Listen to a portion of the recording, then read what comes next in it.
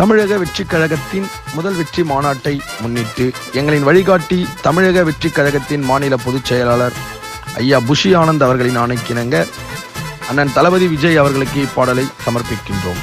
இப்பாடலை தளபதி அவர்களுக்கு சமர்ப்பிக்கும் தளபதி அவர்களின் ஆருயிர் நண்பர் மற்றும் சமூக சேவகர் நடிகர் அண்ணன் தாடி பாலாஜி அவர்கள் மற்றும் அவருடன் இணைந்து வழங்குபவர் கானா ருத்ரா மற்றும் சர்குண பாண்டியன், தாளவாக்கம் ஒன்றியம், காஞ்சிபுரம் மாவட்டம்.